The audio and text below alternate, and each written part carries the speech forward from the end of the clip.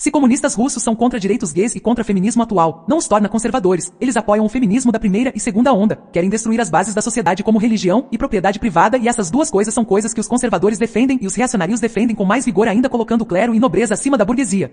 R7 voz e violão, você está dizendo que conservadorismo é simplesmente conservar, inclusive conservar coisas revolucionárias como socialismo. Eu tenho a definição de conservadorismo atrelada ao pensamento gradualista do Burke. Socialismo é revolucionário e, portanto, não conservador. Mas se a sua definição de conservadorismo é essa, não vamos chegar a nenhuma conclusão. Eu não sei nem por que você voltou aqui. Eu já te destruí completamente antes. E além de você não conseguir contra-argumentar, ainda demonstrou o teu comportamento de pombo enxadrista. O outro carinha aí nem precisava ter respondido. A tua sorte é que isso aqui é irrelevante. Mas imagine se fosse um debate sério em um ambiente acadêmico. Tu teria passado a maior vergonha da tua vida. Alguém diz: esse R7 está falando sério? Esse cara realmente acredita que nacionalismo é de esquerda e a URSS é de direita? Ele só pode estar trolando. Lucas Pimentel diz: eles vão falar que é comunismo conservador, sendo que o comunismo se propõe a ter uma visão materialista sobre tudo, e não idealista, ou seja, se eles acharem que é bom apoiar pautas libertárias e contra a tradição e costumes, eles vão apoiar. Edson Santana diz: o Estado alemão do Terceiro Reich é Hegel, a síntese final do iluminismo, da Revolução Francesa. E Hegel é o mestre, o cerne filosófico materialista, pela dialética hegeliana, de qual figura histórica mesmo? Liberalismo e marxismo são duas faces, opostas e justapostas, da mesma corrente materialista revolucionária, tese e antítese cuja síntese foi ou é o fascismo, produzindo uma terceira via revolucionária. A convergência que criou o fascismo não ocorreu no plano ideológico, mas apenas no plano político. Ocorreu a partir da cisão dentro de partidos marxistas durante o desenvolvimento tardio do marxismo, na fase em que os filósofos e ideólogos marxistas buscaram por novas estratégias e meios de ação para realizar a revolução após observarem que as profecias de Marx não se realizaram, isto é, a luta de classes não conduziu o mundo a um conflito entre burguesia e proletário. Quem alienou o proletário? Eu odeio a classe média, Marilena Chauí, mas ao conflito de nações com burgueses e proletários do mesmo país se unindo. Estratégia padrão da esquerda, criar a própria oposição. Nero Garu diz: não fala merda, o fascismo sempre foi sincretista, de fato. Houveram vários hegelianos nos movimentos fascistas, mas também haviam conservadores, socialistas, futuristas, sindicalistas, nacionalistas e até mesmo monarquistas e tradicionalistas. O fascismo foi uma alternativa aos dois sistemas da época, o liberalismo e o marxismo. Era voltado ao passado do povo, às tradições. O Terceiro Reich unia ideais hegelianos, mas também de todos os outros movimentos que eu citei acima. Durante a República de Weimar, havia um grande movimento cultural chamado de conservadorismo revolucionário, e esse movimento era influente tanto para hegelianos e nietzscheanos, quanto para tradicionalistas, religiosos. Era influente tanto para socialistas, quanto para monarquistas, conservadores prussianos, nacional-bolcheviques, nacionalistas em geral. Esse movimento de revolução conservadora também influenciou o movimento nacional-socialista. Tanto que até alguns intelectuais deste movimento, como Carl Schmitt, Karl Schoffer e etc., acabaram por se aproximar do regime. E sabe de uma coisa, as correntes hegelianas influentes nos movimentos fascistas eram opostas ao Marx e os hegelianos de esquerda. Segundo o liberal Ludwig von Mises, o NS veio da doutrina dos hegelianos de direita. Edson Santana diz: Nero Garu para mim é socialismo e esquerda, todo e qualquer sistema que ignora a autonomia individual, impedindo a livre cooperação entre indivíduos. Ser humano é um ser social, destrói a concepção de igualdade, a legítima, advinda da cultura e religião, e não a revolucionária, iluminista e marxista, subverte a base moral, a tradicional. No que é mais elementar e atemporal, promove deliberadamente a perseguição ideológica e eliminação de indivíduos por critérios arbitrários, seja classe ou raça, e busca a compreensão da realidade em materialismos e humanismos mil do cientificismo e iluminismo. Sobre o plano político, eu me referi a ser questão de conveniência, pois, fora do mundo alucinado dos pensadores modernistas, isto é, na realidade, na prática, no mundo real, se duas coisas, ideologias, grupos, movimentos moralmente maus, visivelmente ruins, disputam a hegemonia política e o poder, por lógica e mesmo instinto, você tende a se aliar ao mal menor, o que dá menos medo no momento. O fascismo NS aparentava ser o mal menor até que, meados de 1941, começou a eliminar raças inteiras, a solução final, por critérios darwinistas revolucionários. E até começar a fazer isso, era apenas discurso padrão de política, com agitação de massas mediante inimigos interno e externo. Antes do NS começar a matança, era a esquerda, com sua revolução comunista, essa ideologia que literalmente diz, elimine, mate tal classe, para ser possível X ordem social, econômica, política, ao invés de só instigar ressentimento a esse inimigo interno, o grupo que chocava o mundo praticando fratricídio de milhões e genocídios de povos ditos inferiores, matando indiscriminadamente pelo critério arbitrário de classe, e também, de raça. As classes e as raças, fracas demais para conduzir a novas condições de vida, devem deixar de existir, elas devem perecer no holocausto revolucionário, já dizia Marx. Para mim, são farinha do mesmo saco, um fla-flu ideológico. Ambos crescem juntos enquanto afastam a real oposição. A etiqueta de esquerda e direita é apenas estratégia política para colar em rival político contrário à tua ideologia, discursos e práticas que ele não compactua e assim tentar igualar o lado oposto ao seu próprio em suas premissas ideológicas fundamentalmente malditas. Nero Garu diz: Edson, o radical de socialismo é social, então a ideia do socialismo destruir as relações sociais não parece muito certa. Mas eu consigo entender essa conclusão se baseada no socialismo científico que hoje em dia chamam de marxismo ou comunismo. A aplicação desse socialismo falhou completamente, gerou conflitos, guerras e tentativas de aniquilações de nações inteiras. Mas eu acho que tudo que você disse também pode ser aplicado ao capitalismo. O capitalismo foi o maior golpe nas instituições tradicionais do Estado, monarquias tradicionais e da religião, por meio do secularismo e a substituição da moral antiga por uma lógica comerciante. O capitalismo, junto com a ascensão da nova classe dominante, a burguesia, proporcionou a exploração exploração do trabalho de milhões de pessoas, não foi à toa que antes mesmo de Marx começar a escrever já haviam grupos formando sindicais, anarquistas e etc., reivindicando participação dos trabalhadores nos lucros das indústrias. O capitalismo proletarizou o camponês, o artesão, o construtor, o pequeno produtor e etc., destruiu a tradição no trabalho e a dignidade dos trabalhadores. O capitalismo deturpou o real sentido da propriedade. O capitalismo substitui as bases espirituais por bases materiais, cria o culto ao mamon, endeusa os bens materiais. Eu acredito no Holocausto tanto quanto eu acredito no Papai Noel, mas eu não tenho por que ficar entrando nesse assunto, então tanto faz. O que se entende como fascismo ou terceira teoria política, ou como nacionalismo de orientação tradicional integral não se limita apenas às experiências da Itália e Alemanha, houveram muitos outros exemplos, talvez até com bases superiores e mais tradicionais como a Falange na Espanha, a Guarda de Ferro na Romênia ou o Rexismo na Bélgica. É claro que as pessoas ouvem falar apenas nos exemplos da Alemanha e da Itália, pois eram as nações mais poderosas em que a terceira teoria foi aplicada e foram a liderança na guerra nacionalista contra o globalismo. A questão do povo escolhido. Não foi só o senhor Bigodinho que teve bronca com eles, isso sempre existiu na Europa, e vai existir em qualquer canto do mundo em que o povo escolhido se assente. Não é à toa que foram expulsos por mais de 100 povos. Ou será que todos os povos estavam errados e só eles certos? Eu acho que o problema do povo escolhido é algo espiritual. Só para deixar claro, essa frase atribuída ao Marx é falsa. Existe algo nesse sentido que é atribuído ao Engeus, mas também se trata de uma tremenda deturpação. Todo esse negócio de tentar associar a terceira teoria política com a segunda estratégia política da Guerra Fria não tem fundamento nenhum. E mesmo que possuíssem uma origem próxima, o desenvolvimento e aplicação dessas teorias foram completamente diferentes. Eduardo diz: Gostaria de mais detalhes sobre a informação de que o fascismo é baseado na doutrina social da Igreja, advinda da encíclica Rerum Novarum, do Papa Leão XIII.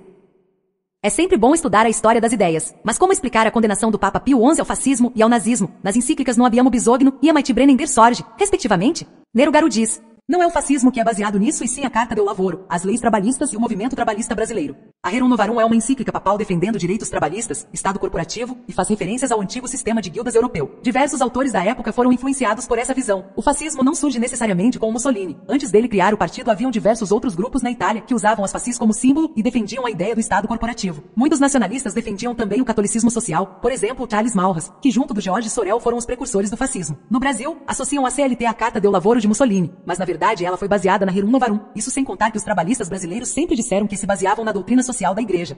Se quiser, pesquise por The Origins of Corporatism para se aprofundar mais.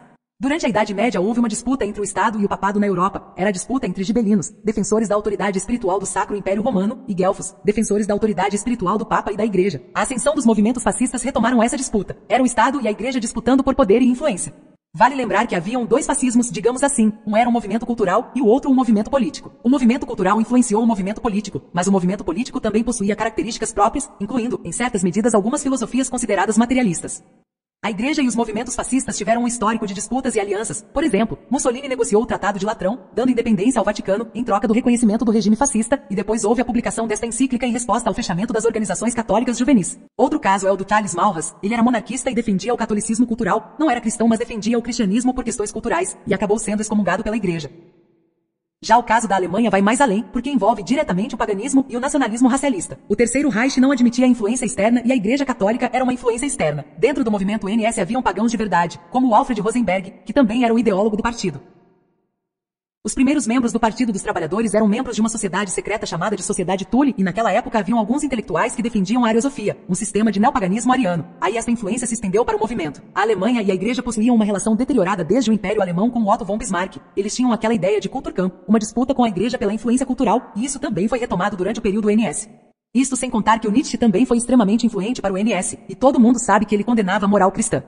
Prospero Lambertini diz: isso é mentira desse maconheiro do judeu Baruch Ben Zion, tanto que a doutrina social da Igreja Católica, especialmente a sua encíclica social Rerum Novarum, condena o socialismo e estatismo que o fascismo do ateu Benito Mussolini defendia. Na verdade, o fascismo foi inspirado no sindicalismo revolucionário do ateu George Sorel, que era um marxista, e não na doutrina social da Igreja. E senhor Nerugaru, a Carta del Lavoro é baseada na Constituição da Regência Italiana de Carnaro, que era um regime socialista reconhecido pela União Soviética. Nerugaru diz: Lambertini, a Igreja também condena o liberalismo e, em última análise, o capitalismo explorador. Mas isso você provavelmente prefere ocultar. Você nem sequer sabe as origens do fascismo. Sim, George Sorel foi a influência sindicalista para o movimento político, mas Charles Maurras, monarquista agnóstico que defendia o catolicismo cultural, também foi influente. Havia um grupo chamado de Proudhon Cercle que foi o primeiro grupo proto-fascistas. Eles se baseavam tanto no sindicalismo de Sorel quanto no integralismo de Maurras. Isso sem contar também a influência do socialismo amarelo, que já representava o rompimento de socialistas nacionalistas com os socialistas marxistas vermelhos. Mas mesmo assim, antes de ser um movimento político, o fascismo era um movimento cultural e era um movimento anti-iluminista, diga-se de passagem. Não foi Mussolini que criou o fascismo, ele apenas criou um partido fascista. Prospero Lambertini diz: Eu sei que a Igreja Católica condena o liberalismo, mas nós estamos falando do socialismo, e não do liberalismo, ô imbecil. O ateu George Sorel era um marxista, ele também foi influência para o bolchevismo do ateu Vladimir Lenin. Estes socialistas nacionalistas eram marxistas também, porque esse socialismo nacionalista veio do ateu austro-marxista Otto Bauer, que buscou afirmações nacionalistas dos ateus Friedrich Engels e Karl Marx, para legitimar seu socialismo nacionalista. E o fascismo é um movimento nacionalista, e o nacionalismo é iluminista, logo, como pode o fascismo ser anti-iluminista, seu energúmeno? E o nacionalismo é só mais um esterco cagado pela Revolução Francesa. O fascismo é fruto do nacionalismo liberal, romântico e italiano do Risorgimento. David Santos, em resposta a alguém, diz: para mim existe uma realidade absoluta, uma verdade que muitos chamam de Deus. Somos incapazes de conhecer essa realidade em si, pois ela está além das nossas percepções e nem depende das mesmas para existir. E por nunca encontrarmos essa verdade absoluta e por dependermos do empirismo, alguns acabam achando que a verdade é relativa ou que não existe. Mas ela existe e apenas não podemos encontrá-la. Mas se não podemos ter acesso à verdade absoluta, igualmente não podemos ter acesso à mentira absoluta. Nesse sentido, eu vejo que existe mentira por trás de toda verdade e verdade por trás de toda mentira, e a vida acaba sendo um constante sair da caverna e empirismo. O problema é que as pessoas esperam que a verdade se comporte de acordo com seus modelos conceituais e de maneira racional e lógica, quando mesmo essas coisas são limitadas por nossas percepções. Nesse sentido, muitas pessoas acabam duvidando da importância dos sonhos, por exemplo, quando sonhos são na verdade tentativas do nosso inconsciente se comunicar conosco. E nesse caso, não faz sentido esperar que ele se comunique de maneira racional, pois a linguagem dos sonhos e do inconsciente é irracional. O que devemos fazer é traduzir para uma linguagem que possamos entender. Manuel Moura diz: David Santos, podes ler o Manifesto Integralista, o livro que Hitler escreveu ou os livros de Evola? Eu também não li nenhum destes. Talvez tu tenhas lido algum, mas sei que Evola é um grande escritor reacionário, portanto, deve ter alguma relação com esses assuntos, presumo eu. Prospero Lambertini, em resposta a alguém, diz: não, você é um estúpido de pai e mãe. O fascismo é fruto do nacionalismo liberal do Risorgimento.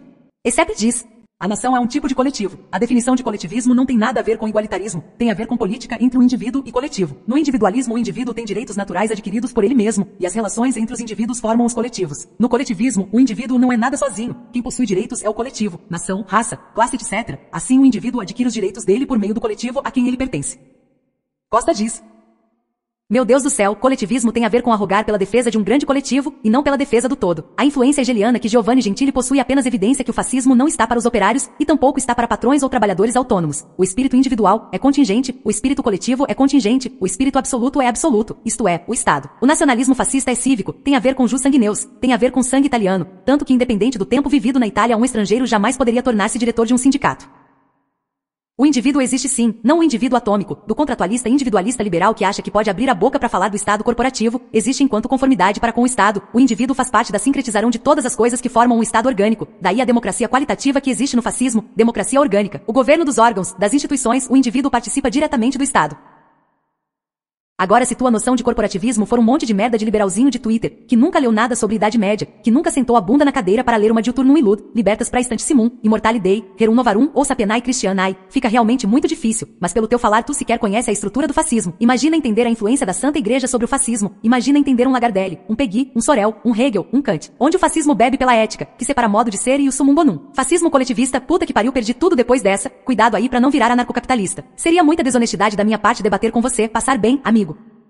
Except diz: Costa, você está falando de estética, não de essência. Inclusive esse é um problema latente dos fascistas. Sobra estética e falta essência. Tanto que a própria noção de Estado corporativo varia muito entre autores, como se fossem assuntos diferentes, consequência da salada intelectual que pariu o fascismo. Nação é um coletivo, assim como os outros. Você só pode dizer que o Estado é um absoluto se fosse um Estado mundial e inquestionável. E mesmo assim, é uma afirmação muito estranha e mal fundamentada. Tem gente que separa os coletivos entre classes, raças, religiões, culturas, nações e isso não faz ser algo ser esquerda ou de direita, esse não é o assunto aqui, tanto que nem citei Hegel. Nação é um coletivo, separa quem faz parte da nação, pode separar por etnia, cultura, religião, etc. E quem não faz, e cria uma espécie de luta de nações necessária para manter a estética fascista. Por isso que o Mussolini tem um tesão por guerra. Digo que fascismo é coletivismo justamente porque não aceita os direitos individuais adquiridos pelo próprio indivíduo. Acreditam que o indivíduo só ganha significado quando faz parte do coletivo nacional. Ainda dizem que os individualistas acreditam em indivíduo atômico, o que é mentira, já que acreditam que o próprio indivíduo forma os coletivos, não o contrário. De novo, só mostra que o fascismo é recheado de desconhecimento, se baseia em uma estética atraente, mas vazia, enquanto tenta passar uma imagem problemática do individualismo, sem uma crítica propriamente dita. O fascismo é incapaz de mostrar porque o individualismo é errado, só tenta te manipular a acreditar que o coletivismo fascista é desejável, mesmo que não chame de coletivismo, já que é uma palavra esteticamente rejeitável porque é associada à esquerda. Inclusive, a leitura de autores fascistas ou que se inspiraram no fascismo é incrivelmente cansativa. Não tem nenhum critério epistemológico, é um livro propaganda e nada mais. É tudo assumido como uma espécie de entendimento divino e inquestionável, sem nenhuma fundamentação real. Exaltam a nação e o Estado corporativo, mas não fornecem nenhum argumento racional para tal. Tudo apelo à emoção. Agora choram porque a própria igreja que ajudou a fundamentá-los os rejeitou. Isso explica a febre de radicais sedevacantista de Twitter.